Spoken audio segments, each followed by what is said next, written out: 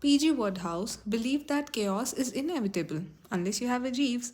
A Bertie brings the ideas, Jeeves fixes the consequences. This plate works the same way.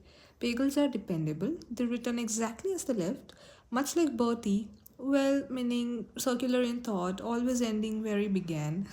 Fries, on the other hand, are informal, casually indulgent, chosen without consultation, the sort of decision Bertie would make and immediately feel pleased about, best enjoyed without reflection. They are the small pleasures Bertie drifts towards, harmless, temporary, and slightly unnecessary.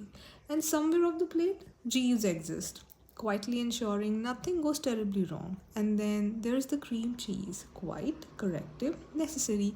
Everything works not because it's clever, but because Jeeves is present. There is always a Jeeves somewhere ensuring nothing becomes too serious.